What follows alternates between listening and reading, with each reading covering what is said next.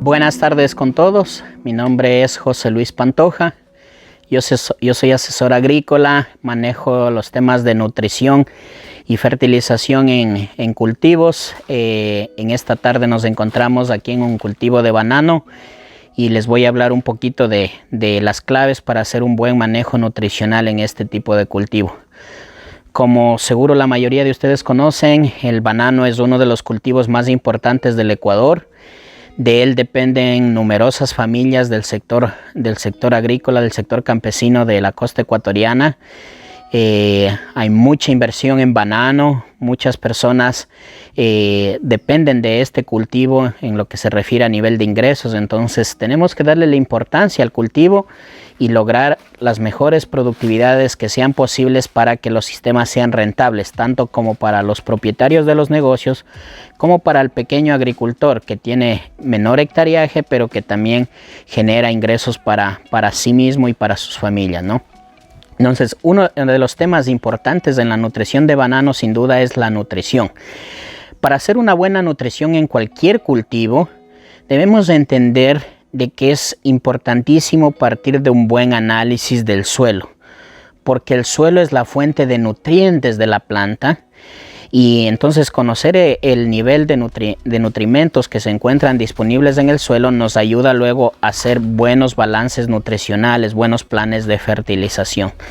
Entonces, primer punto clave que les invito a que cada uno de ustedes considere esta tarde es el de hacer buenos análisis de suelo, ¿sí?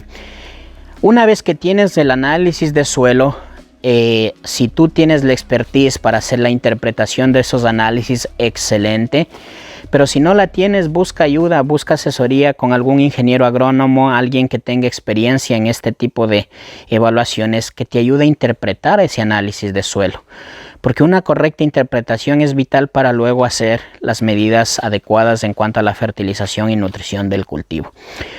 En ese análisis, en mi criterio, el primer factor que tienes que poner atención es el de la medición de la acidez del suelo o pH del suelo. Un pH ácido significa que tienes condiciones muy ácidas en el suelo en las cuales las raíces van a tener dificultades para desarrollarse. Y bajo esas condiciones, la aplicación de fertilizantes no es muy eficiente porque varios de los nutrientes que tú apliques con la fertilización se van a bloquear. Entonces, cuando tienes condiciones ácidas, lo primero que tienes que hacer es aplicar una enmienda. ¿Y qué tipo y qué cantidad de enmienda aplicar? Dependerá del análisis de suelo. El análisis de suelo va a ser tu guía para ayudarte a determinar cuál es el mejor tipo de enmienda que tú requieres y en qué cantidades. No hay una receta en ese caso. Muchas veces la gente me llama y me dice, ingeniero, yo quiero aplicar una enmienda, ¿qué me recomienda poner? No les digo aplique esto o aplique el otro porque hay que revisar bien ese análisis de suelo, ver el balance de nutrientes y con base en eso elegir la enmienda que más te sea conveniente para tu sistema, ¿ya? En el mercado hay múltiples enmiendas también, eso también es importante tener en cuenta, no hay una sola opción. Una vez que tú has corregido pH para mejorar esas condiciones en las cuales las raíces se están desarrollando, ahí sí ya viene la parte de hacer un plan de nutrición. Y uno de los errores muy frecuentes en nuestro medio es hacer planes de nutrición en los cuales se aportan pocos nutrientes sin tomar en cuenta que la planta necesita 17, 18 nutrientes esenciales.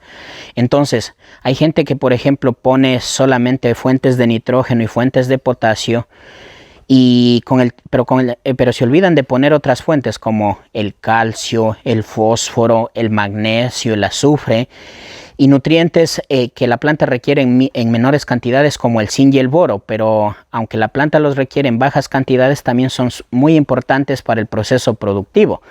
El zinc, por ejemplo, es esencial para que la planta tenga una buena emisión foliar, para que no tengan problemas de arrepollamientos y también en la conformación del racimo. El boro también importantísimo en ayudar en la translocación de nutrientes y en la conformación del racimo para tener buen llenado de dedos, buen llenado de frutos, ¿no? Entonces, hacer un buen balance nutricional implica partir de un buen análisis de suelo, revisar qué nutrientes tienes en niveles altos, en niveles medios, en niveles bajos, y a partir de esa determinación tú vas a hacer los cálculos correspondientes para ver cuánto tienes que poner de cada fuente de nutrientes, ¿no? Estoy hablando de nitrógeno, fósforo, potasio, calcio, magnesio, azufre y, como ya dije, zinc y boro, que son importantísimos en el banano para lograr un buen llenado del racimo. Una vez que tú haces el plan de fertilización, tienes que también considerar otros factores que son importantísimos para que ese plan de fertilización funcione realmente. No se trata simplemente de ir y poner el fertilizante y ya. Una de las cosas que tienes que tomar en cuenta, por ejemplo, es cuáles son las condiciones de humedad de tu suelo para que ese fertilizante se diluya y luego la planta, el momento que absorbe agua, sepa aprovechar de forma correcta esos nutrientes que tú has aportado. Porque tú puedes utilizar buenas dosis de fertilización, pero si tu suelo, por ejemplo, está muy seco, la planta no va a tener la capacidad para absorber esos nutrientes. Otra de las cosas que tienes que tomar en cuenta, y que en Ecuador creo que es uno de los talones de Aquiles que tenemos en la producción bananera, es la calidad del agua que se utiliza para el riego, sobre todo las fincas que tienen aguas de pozo. Se da la situación de que en Ecuador varios de los pozos que se utilizan para extracción de agua de riego tienen problemas de salinidad. Eso te incrementa en el mediano y largo plazo la conductividad eléctrica del suelo, que es una forma indirecta de medir la cantidad de sales que están presentes. Y cuando ya tienes excesos de salinidad, tienes problemas también para la nutrición, porque hay sales, por ejemplo el sodio, que te pueden bloquear la asimilación de otros nutrientes. En el caso del sodio te puede bloquear la asimilación de potasio. Pero hay otras fuentes de agua que tienen excesos de cloruros, excesos de sulfatos. El cloruro, diría yo, que es uno de los más comunes en aguas de pozo, sobre todo en la costa central. Hablo de las provincias de Guayas y Los Ríos. Si nos vamos un poquito más al sur, más hacia Machala, ahí en cambio muchos pozos tienen excesos de sodio. Entonces, conocer esto te ayuda a hacer un buen balance nutricional. Si tú, por ejemplo, tienes exceso de cloruros en las fuentes de agua, tienes que evitar o reducir el aporte de cloruros en la fertilización. Si tienes exceso de sodio, tienes que evitar o reducir el uso de fertilizantes con un alto índice salino. Porque el momento que tú incrementas en exceso la salinidad en el suelo, este exceso de sales, como ya dije, va a bloquear la asimilación de otros nutrientes, pero también te pueden producir daños radiculares, ¿ya? Te pueden quemar las raíces. Otro punto importante es de que en los últimos años hemos tenido problemas de clima en toda la región, no solamente en Ecuador, ¿sí? Esto es algo muy general que se está observando principalmente a partir del año 2019. En banano, por ejemplo, necesitamos tener buenas temperaturas para que esa buena temperatura nos ayude en la transpiración del cultivo, y cuando el cultivo transpira se genera un flujo positivo de agua desde las raíces hacia las hojas, y es ese flujo de agua que sirve de transporte para nutrientes. Pero ¿qué sucede en los últimos años? No hemos tenido esas condiciones adecuadas para que se dé este flujo de nutrientes. Entonces, por muy buenos que sean los fertilizantes que tú aplicas al suelo, esa traslocación ha sido ineficiente. Miren, por ejemplo, hoy día estamos en una plantación, es aproximadamente el mediodía, y ustedes ven, está nublado. Y la temperatura no pasamos de 22, 23 grados centígrados, cuando lo ideal sería estar en unos 27, 28, 29 grados centígrados para que la planta tenga su maquinaria fotosintética trabajando, ¿no?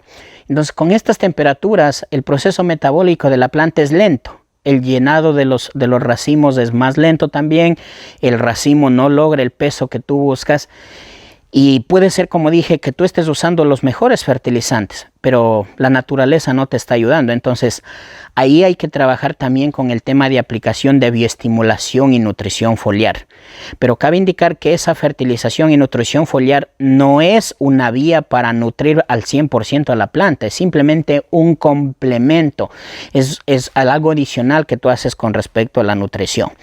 Entonces, bajo estas condiciones, por ejemplo, de estrés ambiental, que está haciendo frío, ustedes ven que está nublado en la imagen, no tenemos sol y es mediodía y bajo estas condiciones pues se nos afecta la productividad. Entonces ahí es necesario también trabajar el tema de aplicación de un buen bioestimulante de nutrientes vía foliar, haciendo hincapié en los micronutrientes zinc y boro, y también te puedes incluir en esas fertilizaciones foliares elementos como el calcio, el potasio y el magnesio, ¿sí? Pero en cantidades relativamente bajas, porque a nivel foliar la planta no puede asimilar altas cantidades, y también tienes que evitar el llegar a poner cantidades demasiado altas que te generen un problema de toxicidad.